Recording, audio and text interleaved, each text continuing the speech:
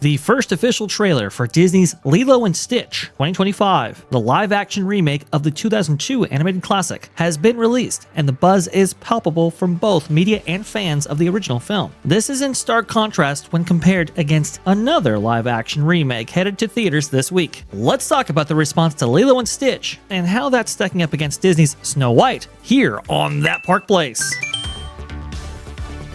Now, we do want to talk about some positive Disney news. But, it's going to be couched in something that's a little negative. I'm just going to warn you here. Lilo and Stitch trailer shatters records while Snow White sinks. Fans reward faithful adaptation. This from Marvin Montanaro. It's only been a few days since Disney dropped the first full trailer for its upcoming Lilo and Stitch live-action remake, and the numbers are already speaking volumes about both this film and Disney's upcoming Snow White. According to Disney's own reports, the trailer racked up an impressive 158 million views in just 24 hours. Of course, take Disney's own internal views with a huge grain of salt. The only trailer to surpass it was 2019's The Lion King teaser, which hit 224.6 million views. Not bad. Not bad company to be in. Look at him. He's adorable. Look at that fella. Just beyond raw views, Lilo and Stitch also dominated social media platforms. It claims the #1 trending spot on X, YouTube, and even China's Douyin platform. Hadn't heard of that before. Disney credits part of the hype to Stitch's appearance during the Super Bowl, where a brief teaser reportedly pulled in 173.1 million views within 24 hours, marking it as Disney's most viewed digital spot ever. What's most telling, however, isn't the number of eyes on the trailer, but the overwhelmingly positive reception it's receiving. Culture, did you like the Lilo and Stitch trailer? I don't know if you and I have talked about that one. We haven't had a chance to. You've been too busy to hang out with me recently, just rubbing elbows. Sorry, I've been working so hard. That WDW Pro is a slave driver. He is. No, but honestly, I loved it. It was gushing over it, Jonas. I thought, look, they're really doing it, and it looks great, and it looks perfect, and this is gonna work. And I even like who they cast for Bubbles. So, yeah. I mean, obviously, I would prefer Ving Rhames to Sterling. Is that Sterling K. Brown? Sterling Jones? Courtney B. No, that's Courtney Vance. Sorry, that's Courtney B. Vance. Yeah. I got my initials in the middle. You were on the right track. You just like one of those Jamie Lee Curtis, Tommy Lee Jones mix-ups there. You know. Yeah, that's easy to do. Yeah, because the middle name is exactly. Sure. Yeah. Or Tommy Lee and Tommy Lee Jones. Maybe that's a better. Yeah, I was gonna say a little different gender there. But anyway, no, I thought it was great. Anyway. I don't know how anybody would have throw shade at it. To be fair. Yep. By the way, this is one of the articles in our VIP section on the website here. This is, of course, coming off of the heels of everything related to Snow White getting downvoted into oblivion.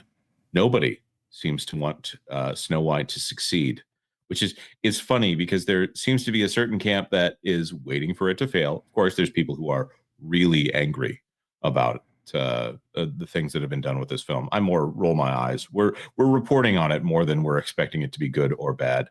I don't have high expectations on Snow White for Thursday when I'm going to be, it will be inflicted upon me.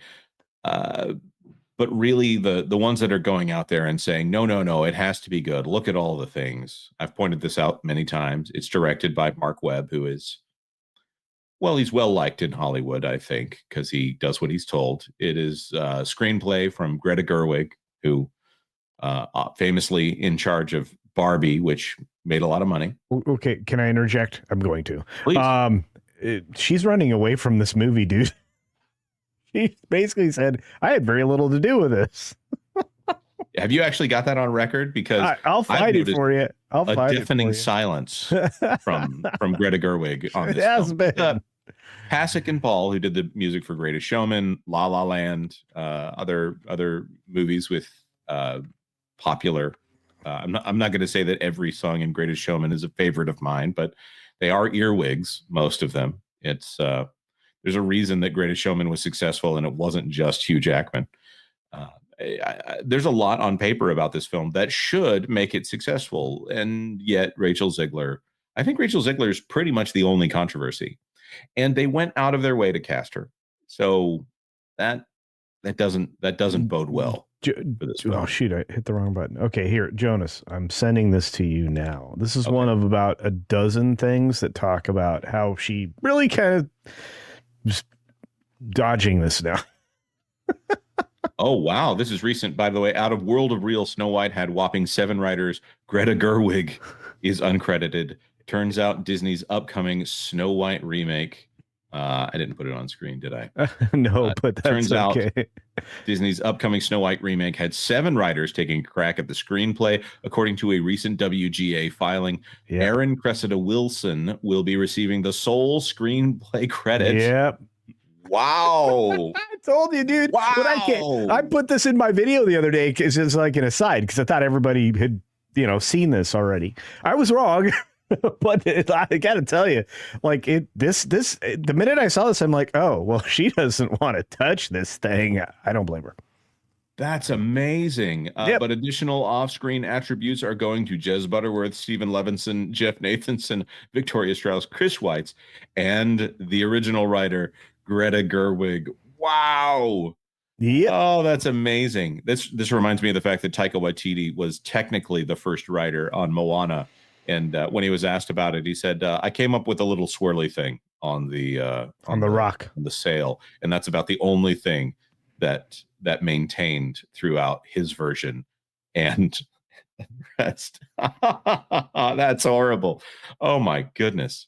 That is a headline. Sorry, it's really hard for me not to laugh because I thought everybody had heard this already. And again, it's everywhere. I mean, Narnia Web is reporting this, a whole lot of places. So I just think it's funny. Wow, this one slipped by. It must have been on a day that I was not checking the news. Yeah. But anyways, Lilo and Stitch looks like it's doing well. In the trailers, I have a lot of hope for that actually being good. Everyone in my house is excited. There are a couple of people that are kind of like, well, he doesn't quite look exactly like he does in the cartoon, but I don't think it's going to diminish the cartoon. They got Chris Sanders, the original voice, to come back and do the voice, and I think he consulted a little bit with the director of the film. So it's amazing to me to watch something like Snow White that has gone so wrong for so long, and Lilo and Stitch, which was supposed to be a Disney Plus release, straight to Disney Plus, and they're going to put that in theaters, and I think they'll actually make their money back on Lilo and Stitch if they didn't go crazy with it. That should be a $90 million film, honestly. But maybe they upgraded it a little bit. Do you think it's going to do well? Lilo and Stitch? Mm-hmm. Yeah. $1 gazillion. $1 gazillion. Gazillion. It's going to make... okay, look, if you had a way to give it all the money, it's probably going to have all the money. It's going to be like the Disney films we used to love that used to make money. Maybe. Most likely. Well, either that, if they didn't make money, they at least created a strong brand for them to maintain on. I don't think Snow White is going to be doing that. Yeah, well, you got to they need something to start spinning that flywheel again. Right now, it's rusting in place. Right. Well, if the flywheel was functioning, then Star Wars would be doing fantastic. Star Wars Hunters would not have been canceled. So, Doge for $2. Please, Disney, bring back John Lasseter. Yes. Bring back John Lasseter and put him as the head of animation. Give him an assistant that works for HR to say, hey, don't do that. Hey, maybe ease up on that. Hey, he works. But Lasseter works for a family that has all of the money.